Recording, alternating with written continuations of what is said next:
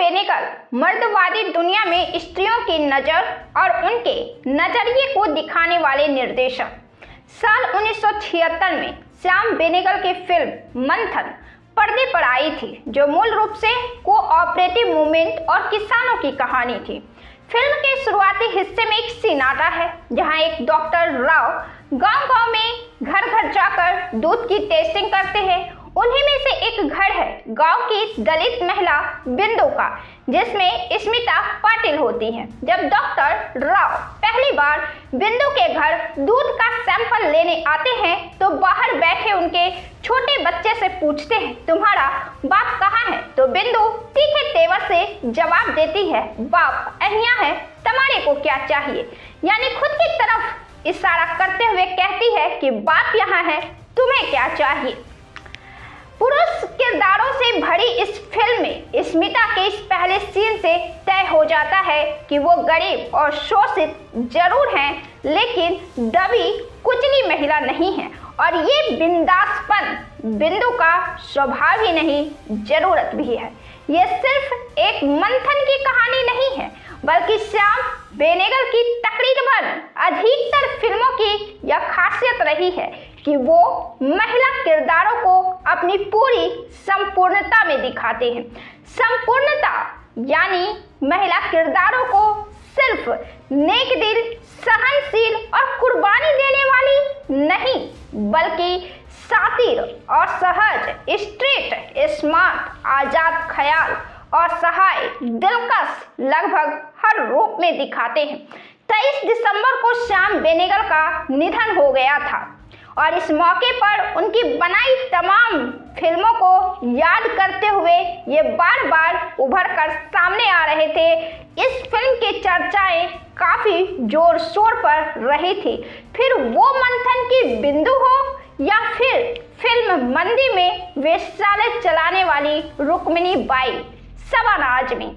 रुक्मिणी अपने इरादों में बिल्कुल साफ पाक नहीं है, लेकिन अपने यहाँ रहने वाली हर लड़की को हिफाजत से रखना भी जानती है। हासिम साहिब तो जानते हैं कि हम हुनर और मेहनत से कलाकार हैं, पर किस्मत ने हमें कीचड़ में फेंक दिया। जब रुक्मिणी बाई ये कहती है तो वह एक लम्हे में सारी लड़कियों को कोठे से उठाकर कलाकार का दर्जा दे देती है।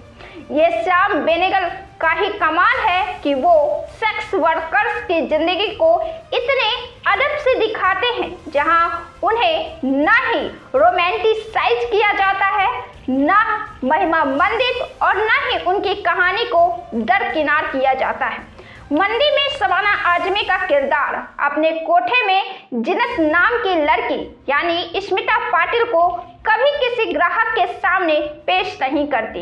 दिलो जान से उसकी हिफाजत करती है, लेकिन बतौर दर्शक आप ये निष्कर्ष निकालने के लिए भी स्वतंत्र हैं कि रुक्मिणी को आखिरकार ऐसे ग्राहक का इंतजार है जो जिनत की सबसे ज्यादा कीमत देगा।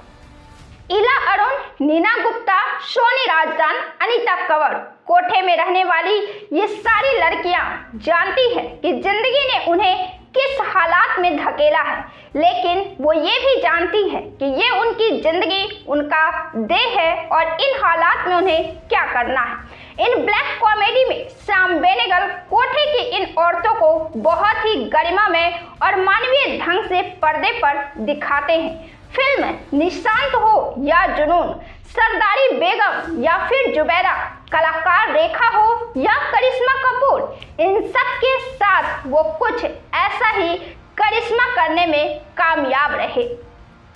श्याम बेनेगल की फिल्मों में देश के सामाजिक और धार्मिक ताने बाने को भी बहुत खूबी से दिखाया गया है। मम्मो, सरदारी बेगम, जुबैरा इसकी मिसाल है, जो उस दौर के मजहबी और सामाजिक परिवेश को दर्शाती है, दिखाती है और इनमें भी केंद्र में महिलाएं ही होती हैं। यूं तो बंटवारे पर बहुत सारी फिल्में बनी हुई हैं, लेकिन जिस नजाकत और भावुकता से दो बहनों के नजरिए से श्याम बेनेगल ने फिल्म मम्मो में बंटवारे के दर्द को दिखाया है, वो वाकई बहुत ही अलग है। एक मुस्लिम परिवार कैसे देश के तकसीम होने से दो फार हो जाता है, उसका मर्म मम्मो में आप देख सकते हैं। मम्मो दो बहनों की कहानी है। महमूदा बेगम जो पाकिस्तान में रहती है और 3 महीने का वीजा लेकर अपनी बहन सुरेखा सिकड़ी से मिलने भारत आती है, लेकिन ये दरअसल दो औरतों की हिम्मत, ताकत और मोहब्बत की भी कहानी है। बंटवारे के बाद के बदतर हालात में भी जीने और प्यार करने की वजह ढूंढ लेती है और हंसने की भी। मसलन वो सीन जहां दो मुल्कों में बटी बरसों बाद मिली दोनों बहनें पुराने दिन याद करती हैं। सुरेखा सिकड़ी पाकिस्तान में अब भी हिंदुस्तानी पिक्चरें दिखाते हैं। फरीदा जलाल पिक्चरें तो नहीं आती यहाँ की, पर वहाँ पे अपनी बनती है ठीक ठाक। सुरेखा सिकड़ी कहती है, पर वो पुरानी वाली बात कहाँ। फरीदा जलाल कहती है, हाय बिल्कुल नहीं। सुरेखा दिलीप कुमार आहा। दिलीप कुमार पर आहें भरती दो बहनें बहुत छोटा सा और सामान्य सा दृश्य है। महिला किरदारों पर केंद्रित और महिलाओं की छोटी बड़ी भावनाओं को खंगालते ऐसे सीन श्याम बेनेगल की फिल्मों में देखना हमेशा एक अलग ही अनुभव रहा है। हालांकि मम्मो की खूबी ये है कि इन दो मुस्लिम बहनों की जगह कोई और परिवार भी होता तो ये कहानी उतनी ही मार्मिक होती। श्याम बेनेगल की फिल्म सरदारी बेगम को सर्वश्रेष्ठ उर्दू फिल्म के लिए राष्ट्रीय पुरस्कार मिला था। मजहबी दंगों में मारी गई एक तवायफ सरदारी बेगम की ये कहानी एक साथ बहुत कुछ कह जाती है। धर्म पर, इंसानी रिश्तों पर, औरतों की जिंदगी पर, उनकी बगावत पर। इसी कड़ी में तीसरी फिल्म जुबैदा भी धर्म रिश्तों को खंगालती श्याम बेनेगल की बेहतरीन फिल्म थी। 60-70 के दशक में मेन स्ट्रीम फिल्मों में जहां सोशल फिल्में बनाने का चलन था, वही श्याम बेनेगल ने इस चलन से हटकर इन्हीं मुद्दों पर मुस्लिम समाज से जुड़ी छोटी और सार्थक फिल्में बनाई और अपनी अलग छाप छोड़ी। श्याम बेनेगल की फिल्मों में महिला किरदारों को उन्हीं के नजरिए से दिखाने का आगाज तो दरअसल उनकी शुरुआती फिल्मों से ही हो गया था और इसमें कोई हैरत की बात नहीं कि उनके फिल्मों के लिए अभिनेत्रियों को राष्ट्रीय स्तर पर सर्वश्रेष्ठ अभिनेत्री का अवार्ड मिलता रहा है। 1973 की पहली फिल्म अंकुर में श्याम बेनेगल ने शबाना आजमी को तेलंगाना की दलित समाज की एक गरीब औरत लक्ष्मी का रोल दिया था। उसका पति बोल नहीं सकता था, वो शराब पीकर पड़ा रहता था और चोरी का इल्जाम लगने के बाद गांव से भाग जाता है। ऐसे में गांव का युवा जमींदार लक्ष्मी को अपने घर और दिल में जगह देता है, लेकिन जल्द ही वो पुरुषवादी सामंती सोच पर लौट आता है। तब तक लक्ष्मी उसके बच्चे की मां बनने वाली होती है, बच्चा जिसकी चाह उसे हमेशा से थी।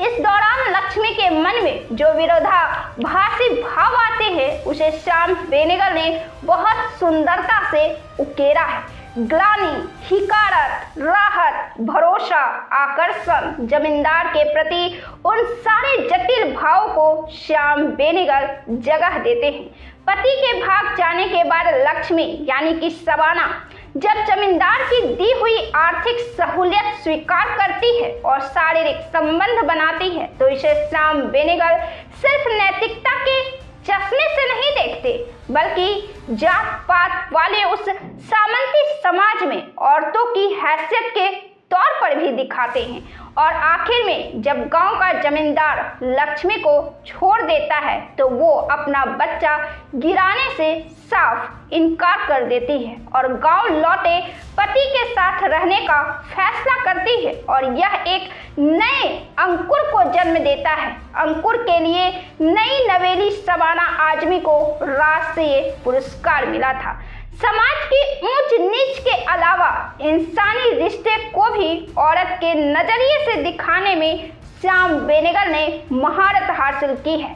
फिल्म अभिनेत्री हंसा वाडेकर की जिंदगी पर बनी भूमिका में श्याम बेनेगल दिखाते हैं कि कैसे एक लड़की का भावनात्मक शोषण होता है, जो कलाकार बनना चाहती है और बड़े होने पर वो अभिनेत्री कैसे अपनी पहचान की तलाश में कई पड़ावों से, कई रिश्तों से गुजरती है। पुरुष जिनके साथ वो खुद बंध कर रहना स्वीकार भी करती है, लेकिन आखिरकार उसके आज़ादी ख्याली को कोई बांध नहीं पाता है। स्मिता पाटिल को इस फिल्म के लिए राष्ट्रीय अवार्ड दिया गया था।